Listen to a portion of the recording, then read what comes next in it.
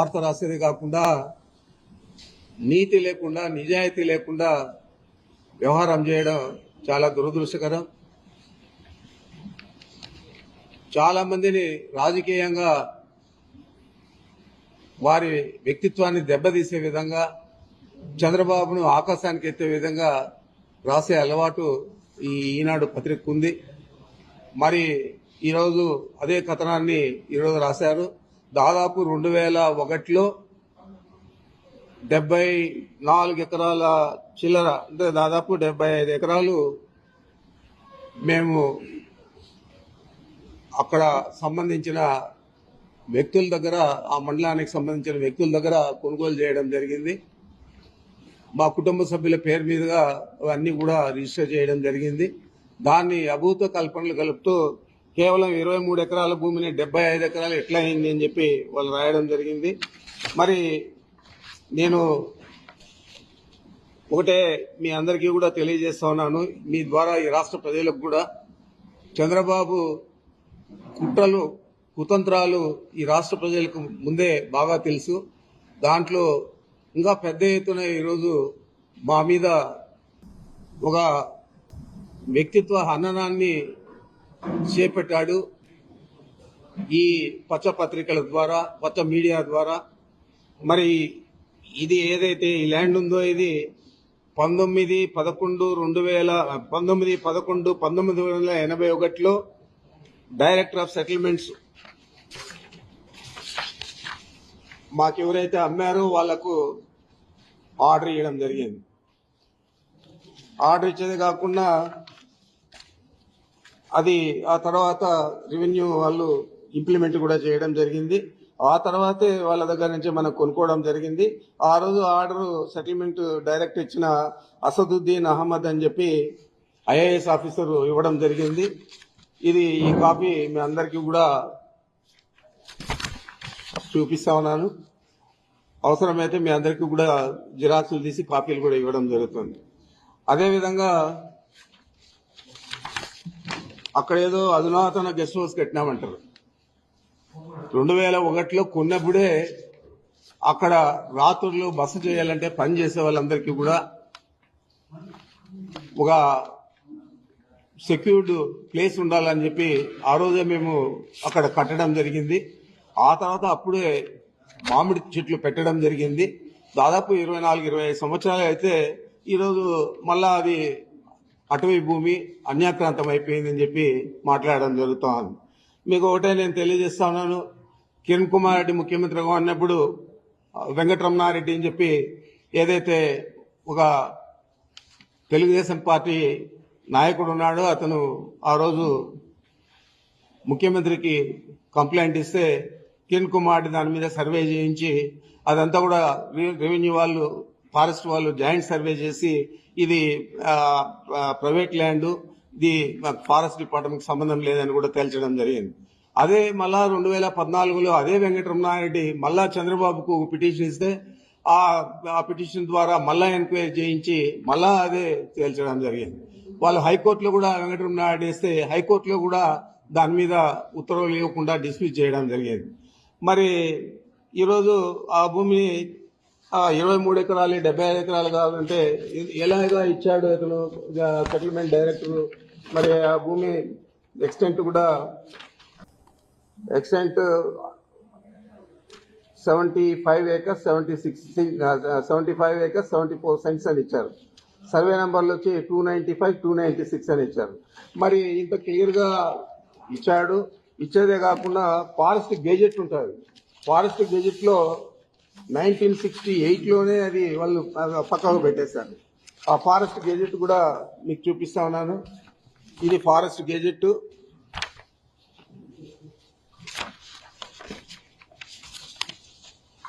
ఈ forest gazette లో కూడా 75 acres 74 cents ఆర్ 76 cents అని చెప్పి ఇచ్చారు. రైట్ ఆఫ్ వే కూడా 30 అడుగులు దారి కూడా దీనికి ఇవ్వడం జరిగింది. ఇదే దారి. ఇది గెజెట్ ఎవరికైనా కానీ పబ్లిక్ డొమైన్ లో అవైలబిలిటీ ఉంటుంది, చూసుకోవచ్చు. అదేవిధంగా ఈ రోడ్డు వేసేదానికి అంతకుముందు అయితే కార్ట్ ట్రాక్ ఉన్నది. అది మనం పక్కా రోడ్డు వేసేదానికి కూడా మేము అప్లికేషన్ పెడితే అక్కడ ఉన్న వెల్డింగ్స్ వీటికి అన్నిటికీ కలిపి అక్కడ ఉన్న రైతులకి అంతా కూడా అవసరం అని చెప్పి ఆ రోజు మన అంటే కాంపిటెంట్ అథారిటీ అంటే ఫారెస్ట్ డిపార్ట్మెంట్ PCCF ఢిల్లీతో సంప్రదించి వాళ్ళ పర్మిషన్ తీసుకొని 27/6/22లో బ్లాక్ టాప్ రోడ్ వేసుకోవచ్చని చెప్పి పర్మిషన్ కూడా ఇచ్చింది. మరి ఆ ఎక్స్టెంట్ కూడా ఈ విధంగా ఉంది. దీనంతా కూడా అభూత కల్పనలతో రాసి ఒక అబద్ధాన్ని 10 సార్లు 20 సార్లు చంద్రబాబు ఏ విధంగా చెప్తాడో ఆ విధంగా ఈ పచ్చ పత్రికలు పచ్చ మీడియా అంతా కూడా చెప్పి దీన్నంతా కూడా గోబల్స్ ప్రచారంగా చేసి మా వ్యక్తిత్వ హననాన్ని చేపట్టే విధంగా ఈ పత్రికలు మీడియా చేస్తా ఉన్నాయి. తప్పకుండా వీళ్ళ మీద గతంలోనే మేము చర్యలు తీసుకున్నాం. చిత్తూరు కోర్టులో ఒక మీడియా సంస్థ మీద 50 కోట్లకు, ఈనాడు ఈటీవీ మీద ఒక 50 కోట్లకు నష్టపరిహారానికి కూడా పరువు నష్టపరిహారానికి కూడా వేసాం. మళ్ళా దీని మీద కూడా వేయడం జరుగుతుందని కూడా తెలియజేస్తున్నాను. మరి ఆయన తానా అంటే ఉప ముఖ్యమంత్రి గారు పవన్ కళ్యాణ్ గారు తందానా అంటాడు. అప్పుడే ఏదో జరిగిపోయింది, మొత్తం దోచేశారు, దీని మీద ఎంక్వైరీ చేస్తా ఉన్నాం, తగిన చర్యలు తీసుకుంటామని చెప్పాడు. ఇదే పెద్ద మనిషి ఎన్నికల ముందే చెప్పాడు 40,000 కోట్లు ఇసుకలో దందా చేశాడు పెద్దిరెడ్డి, 40,000 కోట్లు దోచేశాడని చెప్పారు. మరి ₹1 తినింటే ₹1 దోచేస్తుంటే ఎందుకు కానీ యాక్షన్ తీసుకోలేదని అడుగుతా ఉన్నాను. ఏ విధమైన యాక్షన్ తీసుకోకుండా మా ఫైల్స్ చూస్తే తెలుస్తారు మీకు ఏం రాశాను నేను అని చెప్పి. మరి ఆ విధంగా రాసినాను కాబట్టి ఈరోజు నన్ను ఏది ఎదిరించలేకుండా దాని గురించి మాట్లాడడం లేదు. ఇదే పెద్ద మనిషి ఆ రోజు ఎన్నికల్లోనే నేను రెడ్ శాండిల్ అంతా కూడా ఎక్స్పోర్ట్ చేశాను, ఆయన చేసిందంతా కూడా నేపాల్లో పట్టుబడింది, దాని మీద మేము అధికారంలోకి వస్తానే చర్యలు తీసుకుంటానని చెప్పాడు ఇదే పవన్ కళ్యాణ్ గారు. మరి నువ్వు ఫారెస్ట్ మంత్రి అయ్యావు, ఉప ముఖ్యమంత్రి అయ్యావు, మరి నేపాల్కి పోయి ఎందుకు గాను అక్కడ ఉన్న రెడ్ శాండిల్ తెచ్చి నేను చేసింటే నా మీద ఎందుకు యాక్షన్ తీసుకోలేదని అడుగుతున్నాను. ఏది కూడా లేకుండా ఒక వ్యక్తిత్వ హననాన్ని చేపట్టే విధంగా ఈ ప్రభుత్వంలో ఉన్న పెద్ద మనుషులందరూ కూడా పనిచేస్తా ఉన్నారు. ఈ రాష్ట్ర ప్రజలందరూ కూడా గమనించాలని నేను కోరుతా ఉన్నాను. మీ అందరికీ తెలుసు మదనపల్లిలో ఏదో జరిగిపోయిందని చెప్పి చంద్రబాబు ఆ రోజు ఆయనకంతా కూడా డైవర్షన్ పాలిటిక్స్, చిన్నది వాళ్ళకు వ్యతిరేకంగా వస్తే మమ్మల్ని అందరినీ ఇంకా వ్యతిరేకంగా చూపించే పరిస్థితి. ఆ విధంగా ఆ రోజు ఒక డీజీపీ గారిని, CCLA కమిషనర్ను, మా సిఐడికి సంబంధించిన అడిషనల్ డీజీపీని ముగ్గురిని కూడా ఆయన హెలికాప్టర్ ఇచ్చి మదనపల్లిలో ప్రపంచమంతా పడిపోయిందని చెప్పి అక్కడికి పంపించి మొత్తం కూడా చేశారు. మరి ఈరోజు 9 నెలలు అవుతా ఉంది. మేము ఏదైనా తప్పు చేస్తుంటే ఎందుకు కానీ మీరు యాక్షన్ తీసుకోలేదని అడుగుతా ఉన్నాను. ఏది కూడా లేకుండా ఏదో ఒక రకంగా రాష్ట్ర ప్రజలందరికీ కూడా మేము దొంగలు, వైఎస్ఆర్ కాంగ్రెస్ పార్టీ అన్యాయాలు చేసింది గత 5 సంవత్సరాల్లో, మేము ఇప్పుడు వచ్చి ఈ రాష్ట్ర ప్రజలను ఉద్ధరిస్తాము అని చెప్పే పరిస్థితి చంద్రబాబు నాయుడు చేపట్టాడు.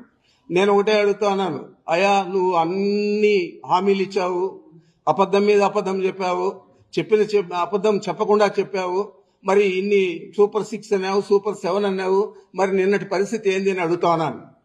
చేయలేనని తెలుసు, నువ్వు పెద్ద ఆర్థిక శాస్త్రవేత్త అని చెప్పి అందరికీ కూడా చెప్పుకుంటావు, మరి నీకు ఆ గణాంకాలన్నీ కూడా తెలియకుండా, రాష్ట్ర ఆర్థిక పరిస్థితి తెలియకుండా ఇన్ని హామీలు ఇచ్చావా అని అడుగుతా ఉన్నాను. ఇన్ని హామీలు ఇచ్చి ఈరోజు ఆయన నేను చేయలేనని చెప్తా ఉన్నాడంటే ఎంత నిస్సిగ్గుగా అబద్ధాలు చెప్పి అధికారంలోకి వచ్చి ఈరోజు రాష్ట్ర ప్రజలను మోసం చేసావో ఒకసారి ఆలోచన చేయని చెప్పి అడుగుతా ఉన్నాను. ఇవన్నీ కప్పుపుచ్చుకునేదానికి ఇలాంటి తప్పుడు చర్యలన్నీ కూడా మీ పత్రికల ద్వారా, మీ మీడియా ద్వారా తీసుకొస్తా ఉన్నామంటే తప్పకుండా ఈ రాష్ట్ర ప్రజలు బుద్ధి చెప్తారు. ఈ మీడియాకు, ఈ పచ్చ పత్రికలకు, అదేవిధంగా నీకు అని కూడా చంద్రబాబు నాయుడికి ప్రత్యేకంగా నేను తెలియజేస్తా ఉన్నాను. ఇంకేమన్నా ఉంటే చెప్పండి.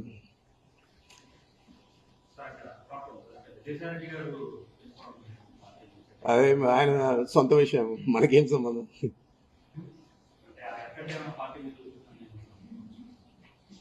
ఎంతమంది పోయినా ఎప్పుడు మొదలైంది పార్టీ. ఆయన ఎంపీగా, మా నాయకుడు జగన్మోహన్ రెడ్డి గారి ఎంపీగా వాళ్ళ తల్లి ఎమ్మెల్యేగా ఇద్దరితో ఈ వైఎస్ఆర్ కాంగ్రెస్ పార్టీ పుట్టింది. మరి ఎంతమంది పోయినా ఎంతమంది వచ్చినా తిరిగి అధికారంలోకి జగన్మోహన్ రెడ్డి గారు రావడం ఖాయం. తప్పకుండా ఇప్పటికంటే ఎక్కువ మెజారిటీతో అన్ని రాష్ట్రంలో అన్ని జిల్లాల్లో కూడా మెజారిటీ సాధించడం ఖాయం.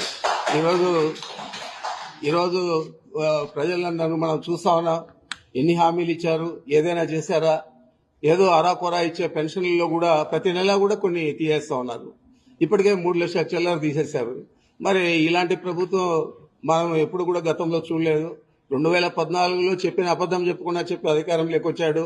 మరి మేమంతా కూడా అనుకున్నాము ఈయన అబద్ధాలు చెప్తాడు, ఈయన మాటకు విలువ, వ్యక్తిత్వానికి మాటకు విలువ ఉండదు, ఈ రాష్ట్ర ప్రజలు ఆయన మాటలు నమ్మరు అని అనుకున్నాము. కానీ రాష్ట్ర ప్రజలందరూ నమ్మి 2019లో మళ్ళా ఒకసారి ఆయనకు అధికారం ఇచ్చారు.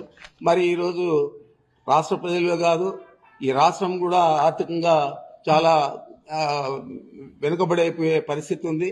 మరి దీన్ని రాష్ట్ర ప్రజలు గమనించాలా. రాబోయే రోజుల్లో ఆయన చేసిన తప్పు చేయకుండా సరిదిద్దుకోవాలని చెప్పి మీ ద్వారా కోరుతా ఉన్నాను. జగన్మోహన్ రెడ్డి గారు ఇచ్చిన పథకాలన్నీ కూడా చెప్పినవన్నీ కూడా పూర్తి స్థాయిలో చేశారనేది మీ అందరికీ మా అందరికీ కూడా తెలుసు. ఆయన ఒక క్యాలెండర్ డేట్లు ఇచ్చి పలానా రోజు పలానా పథకాన్ని అమలు చేస్తామని చెప్పి ఇచ్చి ఆ విధంగానే అమలు చేశారు.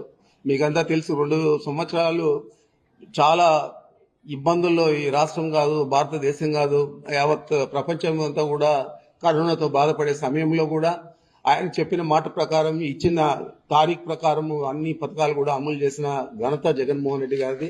మరి అలాంటి వ్యక్తిత్వము, అలాంటి మానవీయ విలువలు చంద్రబాబుకు ఉన్నాయని నేను అడుగుతా ఉన్నాను.